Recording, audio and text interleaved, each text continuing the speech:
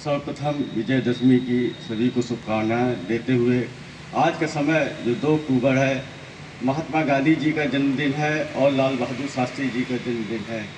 आज की जो आवश्यकता है, हम लोगों को उनके सिद्धांतों और विचारों पर चलने की आवश्यकता है। जो तब का समय था और जो अब का समय है, उसमें आप यह देखिए कि मूलभूत अंतर हम लोगों को दिखता है, चाहे वह आदमी के स्वभाव में हो, चाहे वह समाज के परिदृश्य में हो। आज के समय में जो गांधी जी के सिद्धांत हैं, अहिंसा है, अपरिग्रह है, आस्तेय है, इन सब की बहुत ही ज़्यादा समाज को आवश्यकता है।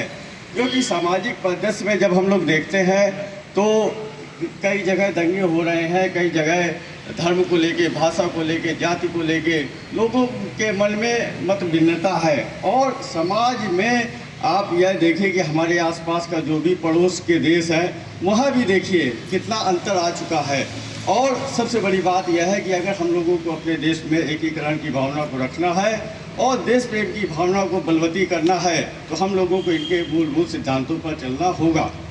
और सबसे बड़ी बात यह है कि इन्होंने अपना जो पूरा जीवन है देश के लिए समर्पित कर दिया है। जो आज के समय में लोगों की विचारधारा है, सिर्फ अपने को सोचने की है, अपनी उन्नति, अपना भविष्य और अपने लिए। लेकिन जब हम लोग देश के परिदृश्य में देखते हैं तो हम लोगों को कहीं ना कहीं ये चाहिए कि हम लोग देश के लिए सोचें। देश के लिए जो हम लोगों को आज़ादी मिली है, ऐसे ही महापुरुषों के जो नींव के पत्थर बने हुए हैं, उन्हीं के कारण मिला है। उन्होंने अपना पूरा जीवन समर्पित कर दिया, एक धोती के सहारे अपने जीवन को काटा और पूरे देश में कन्याकुमारी से लेकर कश्मीर तक एकीकरण की भावना चलाई।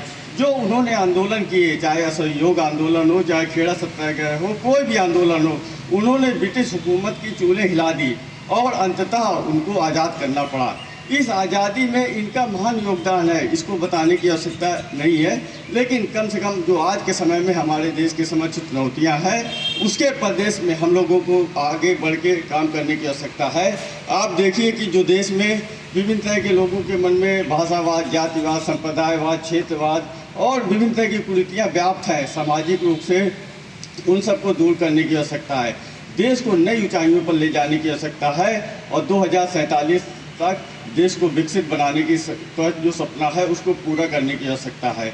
इस सभी में हम सभी लोग एक जिम्मेदार हैं। हम सभी लोग कहीं ना कहीं यह समझना चाहिए कि एक इंडिविजुअल आदमी भी अपने लिए बहुत कुछ कर सकता है और देश के संदर्भ में आप एक नज़ीर का काम कर सकते हैं। आपके सामने जो जिम्मेदारी है, दायित्वों के रूप में, सामाजिक रूप में और पर्यावरण के रूप में, हम लोग अपने आप को एक नज़ीर के रूप में रखें और देश में महान जो हमारे पूर्वज हैं उनके सिद्धांतों पर चलते हुए देश को एक नई ऊंचाइयों पर ले जाएं।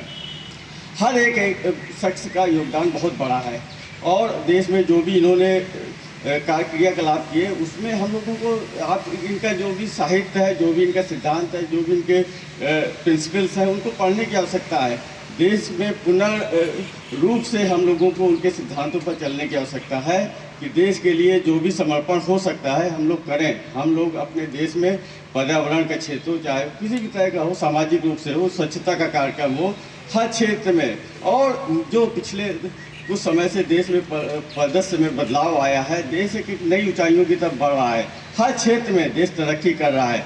लेकिन कहीं ना कहीं देश में और भी ज़्यादा चुनौतियां बढ़ती चली जा रही है। हमारा जो नेबरहुड है, हमारे पास जो क्षेत्र में आंतरिक समस्याएं हैं, शिक्षा को लेके, गरीबी को लेके और भेदभाव को लेके, उनको भी दूर करने की आवश्यकता है। तो हम लोगों को ये चाहिए कि जो गांधी जी के मूलभूत सिद्धांत हैं उस पर चलते हुए जो इन्होंने एक मापदंड स्थापित किया है जीवन शैली का, देश के लिए समर्पित होने का, देश के लिए कुर्बान होने का और देश के लिए अपने विचारों को आगे रखने का, उस पर चलते हुए देश को नई ऊंचाइयों पर ले जाने के लिए हर आदमी प्रतिबद्ध है। हर आदमी को समर्पण की भावना होनी चाहिए।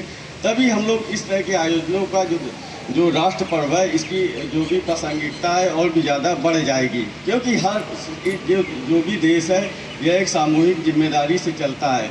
हर आदमी की जिम्मेदारी कहीं ना कहीं जुड़ी है, हर आदमी का कहीं ना कहीं देश की योगदान में कंट्रीब्यूशन है। हर आदमी को एक सुरक्षित भविष्य चाहिए और हर आदमी एक सामाजिक रूप से जागरूक है। आप अपने चारों तरफ का जब भी वातावरण देखेंगे तो अपने आप को एक नियोजित करते हुए एक उत्कृष्ट मापदंड रखें जीवन शैली का और कार्यशैली का और अपने आप का, अपने भविष्य को लेके, तभी हम लोग एक देश को 2047 तक विकसित भारत का सपना पूरा कर पाएंगे।